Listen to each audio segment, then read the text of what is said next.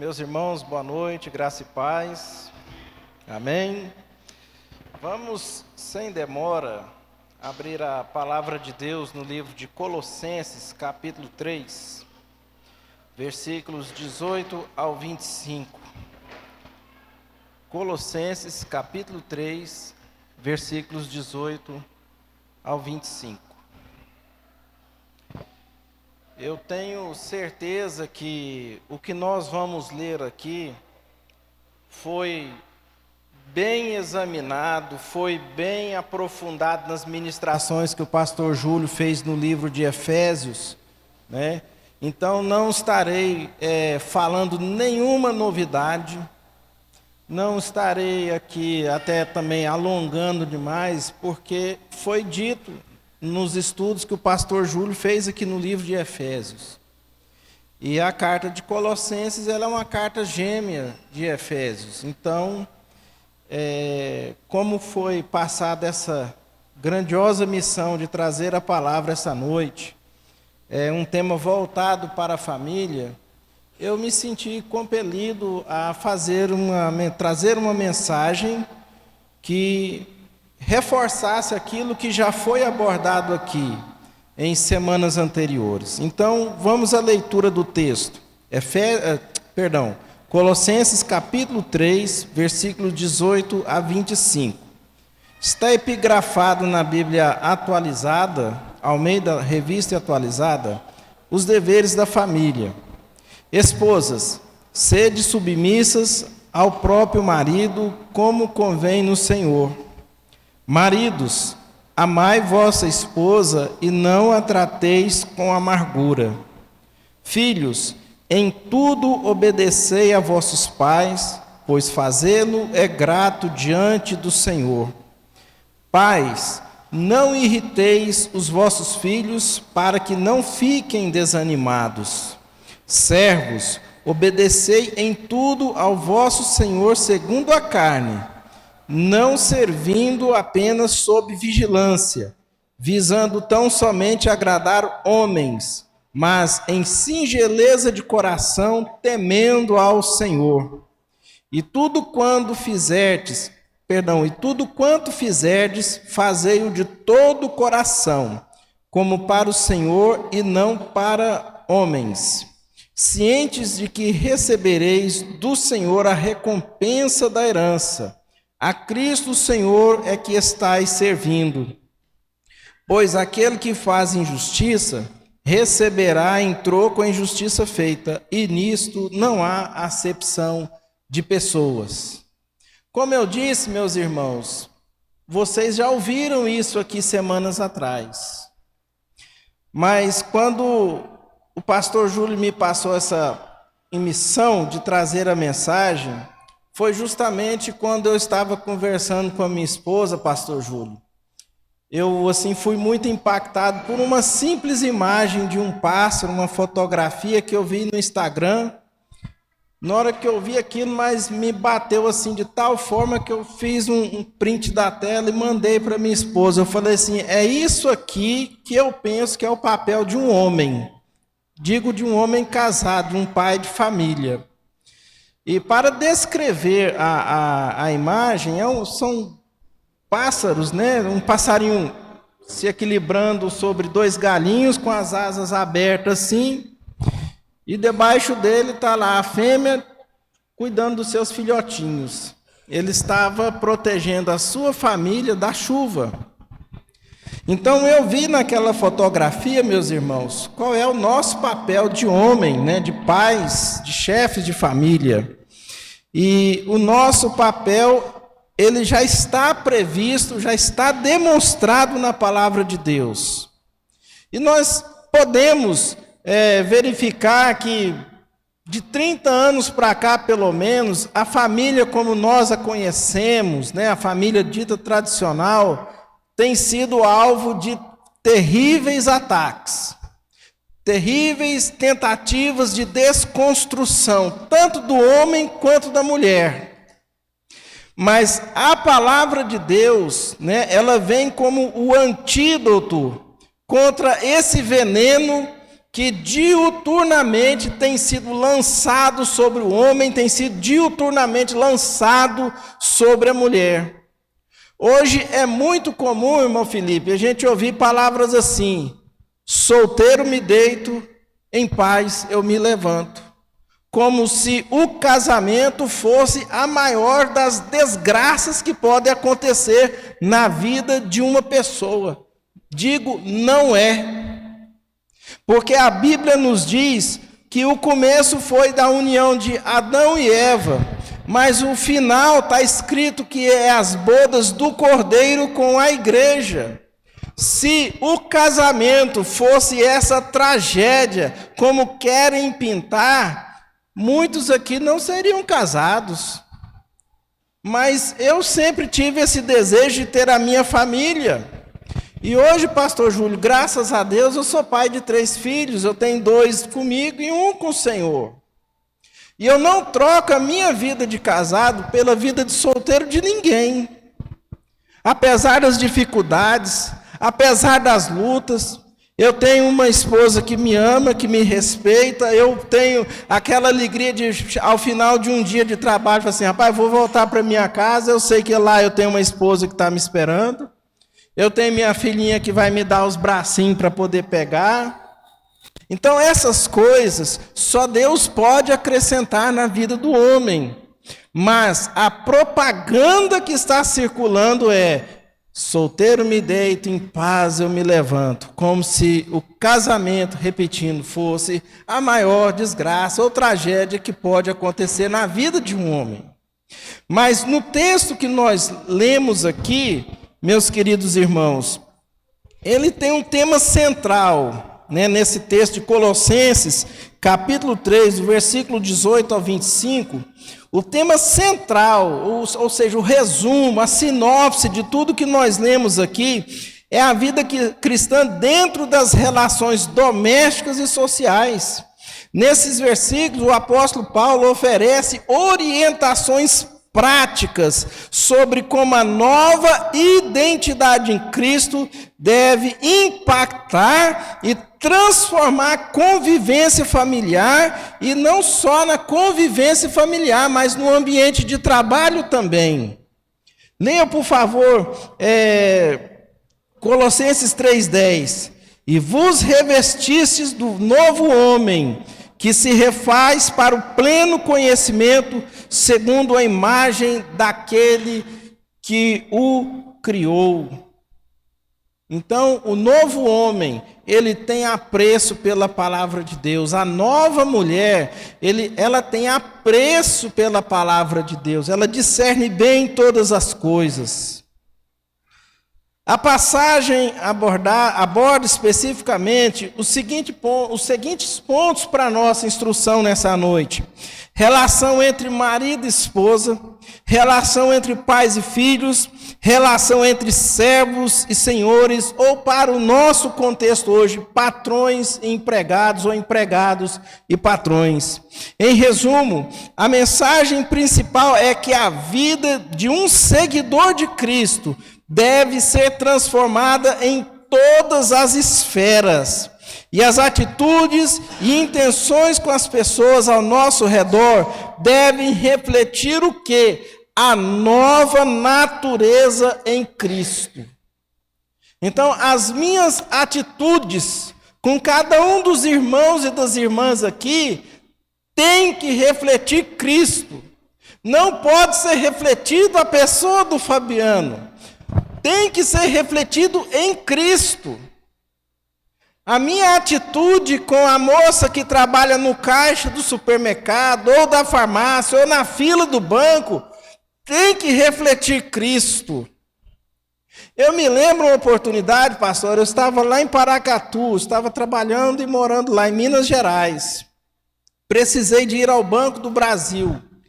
Assim, aquela fila que ia demorar no mínimo, e de fato demorou no mínimo 45 minutos ali. Aí um começa a xingar. Eu cheguei por último, aí foi chegando mais gente, começa a xingar. Eu falei assim, o quê? Eu vou emprestar minha boca para o diabo aqui? Esse banco, isso, aquilo, outro, aquilo, fulano. Eu comecei a dar uma de doido lá, irmão José Jesus. Eu comecei a orar na fila. Orando na fila, desculpa, só um minuto.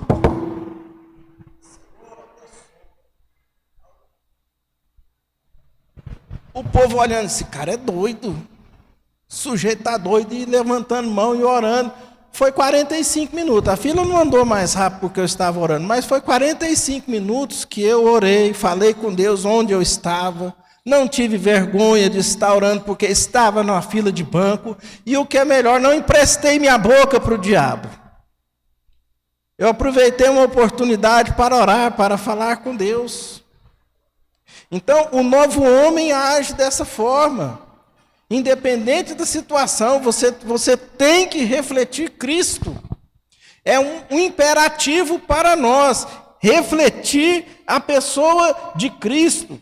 O tema central de todo o livro, para fazer uma breve introdução aqui no livro de Colossenses, o versículo, a meu ver, chave de todo este livro de Colossenses é no capítulo 1, versículo 27, que diz assim: os quais Deus quis dar a conhecer qual seja a riqueza da glória deste mistério entre os gentios, isto é, Cristo em vós a esperança da glória. Eu posso dizer, Cristo em cada um de vocês a esperança da glória. Então, é o nosso tema central. E não pode ser diferente com a nossa família, meus queridos. O discipulado não se limita a um ambiente de igreja, um ambiente formal aqui na igreja. Como se tivéssemos uma classe de doutrina, uma classe de estudo bíblico voltado para o amadurecimento e consolidação da fé daqueles que estão chegando agora, né? E repetindo, e consolidar aqueles que já estão. O discipulado não acontece só aqui. O discipulado não acontece somente no ambiente de estudo bíblico em grupo. Ele é fundamental em processo de aprendizagem e imitação de Cristo, que acontece no cotidiano e na família, e é o primeiro e mais importante ambiente para isso. Então, meus irmãos, com base nessa simples introdução, eu quero compartilhar com os meus irmãos aqui nessa noite o seguinte tema: o discipulado cristão através da família. O discipulado cristão através da família. E quero destacar 3 verdades essenciais para o nosso ensino nessa noite. Em primeiro lugar, maridos e esposas, sejam sempre lembrados de seus deveres. Nós estamos vivendo uma sociedade, não, eu tenho meus direitos. A palavra nos fala dos nossos deveres. Então eu, enquanto marido, a minha esposa, enquanto a minha esposa, nós sempre temos que trazer vivos na nossa mente o nosso dever, como crentes, como os filhos de Deus. E está aqui no versículo 18, como está na sequência: esposas, sede submissas ao próprio marido, como convém no Senhor. A submissão de que trata esse versículo não é aquele conceito mundano e espuro de submissão, que coloca a mulher abaixo de um cachorro. Negativo. Eu falo e mostro aqui na palavra de Deus de que não é este o conceito que está exposto aqui na palavra de Deus. Quando o apóstolo Paulo fala aqui em Efésios capítulo 5, versículo 25, quando fala do marido: amai vossa mulher como também Cristo amou a igreja e a si mesmo se entregou por ela. Eu poderia perguntar para qualquer dos irmãos aqui: será que nós vemos Cristo tratar a sua igreja com amargura? Será que nós vemos Cristo sendo desleal para com a sua igreja? Será que nós podemos ver Cristo deixar a sua igreja padecer necessidade, sem se compadecer dela? Nós não temos este exemplo na pessoa de Cristo. Então, meus queridos, quando se trata de submissão aqui, o nosso próprio Senhor demonstrou o quilate, o caráter, a qualidade desse tipo de submissão. Quando ele se submeteu ao Senhor para resgatar a sua igreja até a morte, sendo capaz de ir até a morte e morte de cruz. Essa submissão que o mundo quer pintar e colocar aqui na palavra de Deus, ela é satânica. Primeiro, porque submissão é aqui no nosso caso, é estar na mesma missão. Quando Deus fez Eva, Ele falou, dar-lhe-ei uma auxiliadora que lhe seja idônea. Ele não falou, dar-lhe-ei uma concorrente, dar-lhe-ei uma cobra para você dormir com ela, não. Ele disse, auxiliadora que lhe seja idônea. Então, o papel da mulher é um dos papéis mais nobres que nós temos na palavra de Deus. Enquanto a sociedade, em especial a sociedade judaica, dava pouco valor às mulheres, vocês podem ler lá no livro de João, capítulo 4, versículo 28, Jesus conversando com a samaritana. O que era inconcebível para um homem daquela época. Um homem conversar com uma mulher. Mas o Filho de Deus não só conversou com aquela samaritana, como ele também se valeu do ventre de Maria para vir para cá. E isso aí revela para nós o quê? Que Jesus restituiu o valor que a mulher perdeu lá no Éden. Vocês conseguem, irmãs, imaginar o Filho de Deus se valendo do ventre de uma mulher para vir a este mundo, morrer em nosso lugar? Então veja a importância da mulher. E não é uma submissão satânica que o mundo aí fora está querendo pregar na mente de vocês, mulheres, e colocar também na nossa mente como uma mulher tem que fazer o que eu mando, ser um tirano dentro de casa. Eu não consigo enxergar Cristo como um tirano dentro de casa. Não consigo. Eu tenho um colega, pastor, que mora no estado do Pará, nós estudamos lá na Paraíba. E lá no seminário, pastor Júlio, falava assim para a gente o seguinte, ó, se alguém da igreja te convidar para almoçar na casa da pessoa, e você aceitar, você tem que ir lá e comer o que a pessoa colocar na mesa. Sem reclamar, sem ficar pedindo, sem fazer comentário se está salgado, se está doce, se está gorduroso, se não está, se a carne está mole, se a carne está dura, se tem carne, se não tem, se o arroz tem pedra, se não tem. Come calado, agradece, faz uma oração, pega teu prato e lava. E ele assim aconteceu com ele. Ele chegou, foi convidado, chegou na residência, pastor Júlio. Tudo normal, comeu tranquilo, pegou o pratinho dele, que ele fez aqui para ir para o rumo da pia para lavar o prato. O irmão lá, o dono da casa, falou assim, ó, vou te falar uma coisa, se você lavar esse prato aqui dentro da minha casa, nunca mais você põe o pé aqui, porque isso é papel de mulher. Você entendeu, pastor? Se você lavar esse prato aqui na minha casa, você nunca mais pisa aqui. Era uma ofensa para aquele homem, um outro homem dentro da casa dele, um convidado pegar um prato e lavar. Ele, para não perder, a oportunidade, não perder o amigo, falou assim, ó, irmão, então, já que é assim, infelizmente, eu não vou poder lavar o prato aqui. Não, pastor, pode deixar, esse é meu serviço, eu faço. Então, existem casos assim. Mas, para nós que conhecemos a palavra de Deus, nós lavamos o prato, nós passamos o pano de chão na cozinha, se precisar. Nós ajudamos a lavar a roupa, se precisar. Nós podemos fazer de tudo, não irá nos alejar a gente poder ajudar. Até quem não é da nossa família, nós temos o dever de revelar Cristo através das atitudes. Então, meus queridos, discipulado cristão através da família, maridos e esposas devem sempre ser lembrados de seus deveres. Abra, por favor, a Bíblia em Efésios capítulo 5, versículos 22, só vou ler.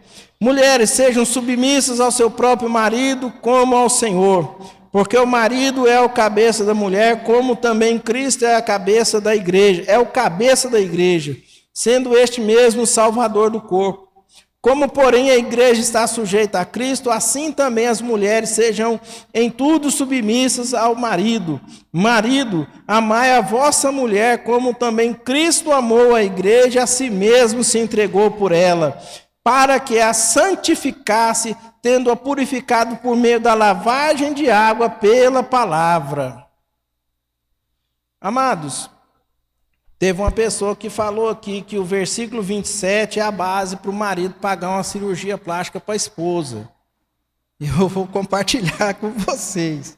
Diz assim: para apresentar a si mesma a igreja gloriosa, sem mácula, nem ruga, olha aí, ó, o detalhe, ó, nem ruga, nem coisa semelhante, porém santa, sem defeito. Está vendo aqui a base para o marido pagar a cirurgia plástica? Irmão, invista na sua esposa. Você vai ganhar muito.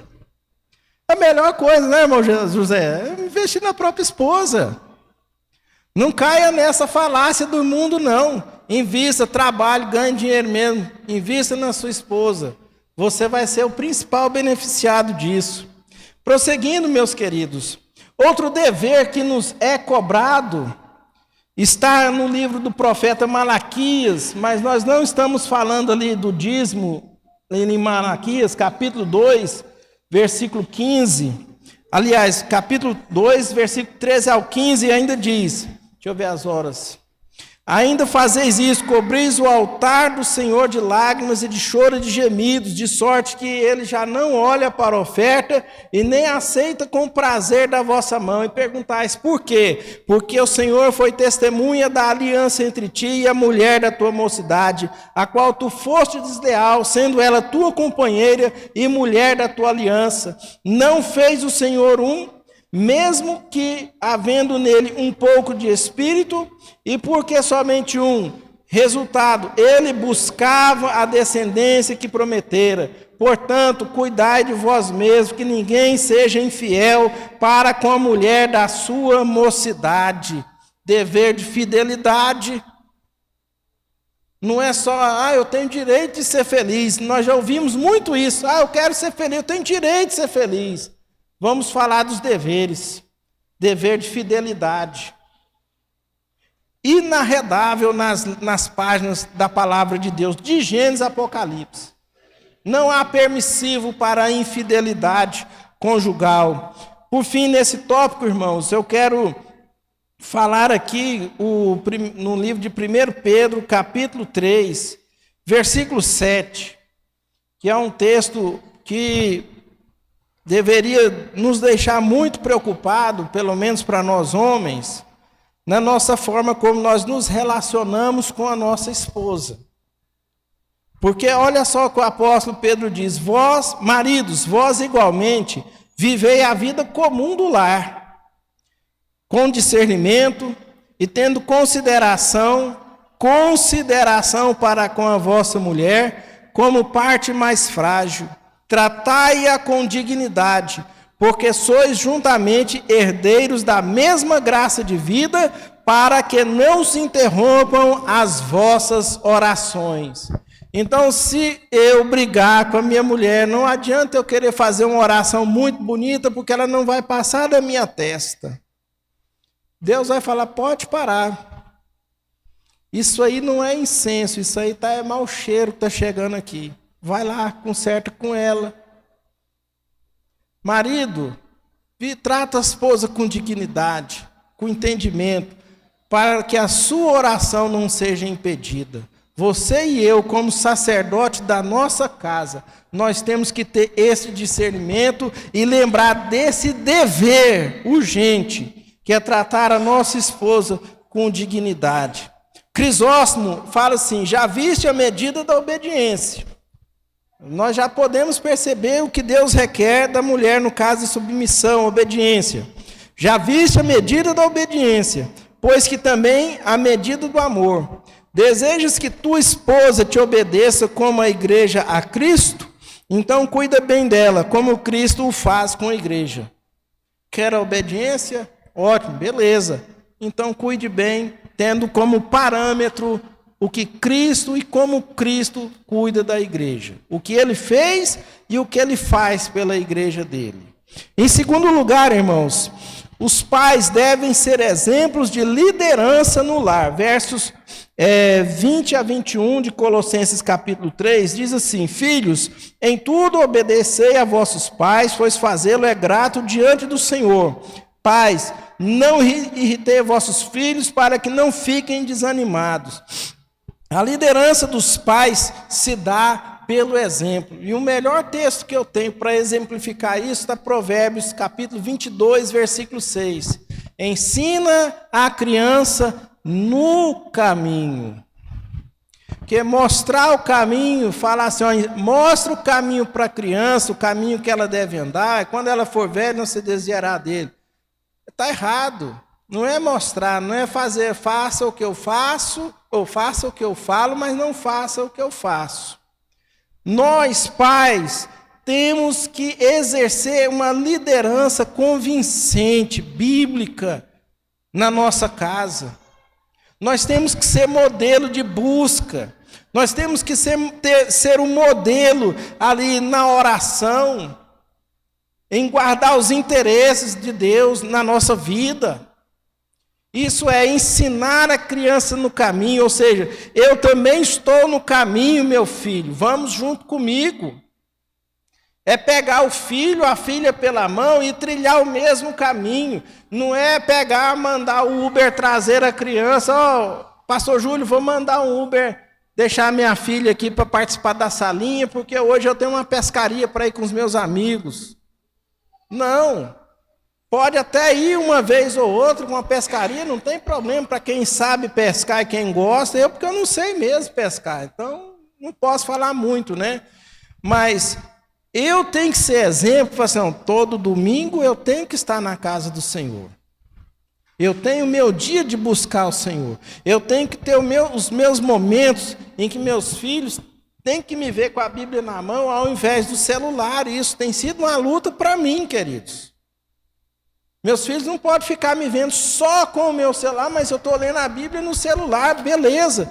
Mas pega a Bíblia, o livro também, vai aprender, mostra na frente deles, vai escrever, o papai está lendo. Papai, o que o senhor está lendo aí? É uma hora que Deus vai te dar para discipular seu filho e sua filha. Seu exemplo de liderança na oração, no estudo, na fé, dentro de casa.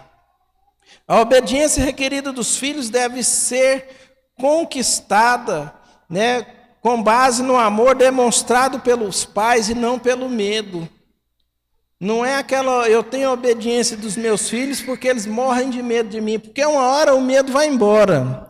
Uma hora a criança cresce, fica forte, né, Eric? Aí o pai fala, ele já peita o pai, aí já vai dar o problema, aí o diabo é que vai ser o glorificado naquela casa ali. Mas a obediência, a submissão dos filhos conquistada com base no amor, no respeito, porque eles veem a forma como eu trato a mãe. Eles sabem a forma como eu lido com eles. Os meus filhos ainda são pequenos, mas o desafio está posto. Então, é nessa escola aqui, da liderança, que eu tenho que ganhar a minha casa. É aqui que eu tenho que mostrar que realmente eu sou um servo de Deus, dentro da minha casa, onde todo mundo me conhece, onde todo mundo sabe como exatamente eu sou, como eu me comporto. Porque aqui eu posso chamar todo mundo de querido, abraçar todo mundo, falar eu te amo para todo mundo aqui. Mas e dentro da minha casa? Será que eu tenho coragem de falar eu te amo para o meu filho, para minha filha? Será que se meu filho me procurar, me pedindo alguma ajuda, eu vou falar na casa, você já é maior, cara, se vira. O pastor contou um testemunho aqui, alguns domingos, da filha do pastor Paulo Júnior. Ele ajudou, estendeu as mãos, ele não largou a filha para lá não. Nós também não podemos abandonar os nossos filhos quando eles precisarem, não. O dinheiro que nós conquistamos, ganhamos, ralamos para ter, é para ser usado na nossa casa. Se o filho precisar, socorra seu filho. Deus vai te dar a estratégia de como fazê-lo para que você não faça de forma errada. Em terceiro e último lugar, irmãos, eu quero destacar aqui a relação servos, senhores, patrões, empregados. né, deve ser pautada como um serviço prestado ao Senhor.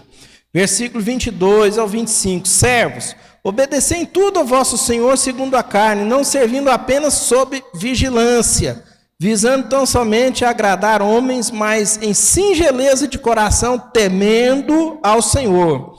Se tudo quanto fizerdes, fazei-o de todo o coração, como para o Senhor e não para homens.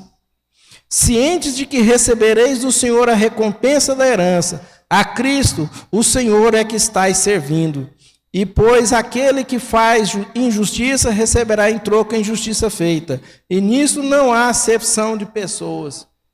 Eu até perguntei para minha esposa um relato de um programa, foi no Fantástico, né, aquele chefe secreto.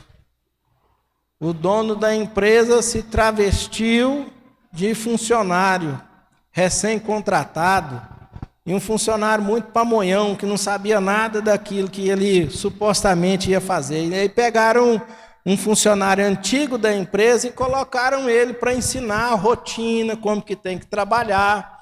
E ele foi ensinando, mostrando, ó, aqui é assim, tal, tal, tal, tal. E dado o momento daquela instrução que o chefe, né, suposto empregado estava chegando lá, novato, ele foi questionado da forma como ele trabalhava e ele respondeu para o patrão, para o dono da empresa, mas ele não sabia que era o patrão nem o dono da empresa. Olha, tudo que eu faço aqui, eu faço como para Deus e não para os homens. Eu trabalho aqui como se eu estivesse prestando um serviço para Deus. Aquilo impactou o dono daquela empresa.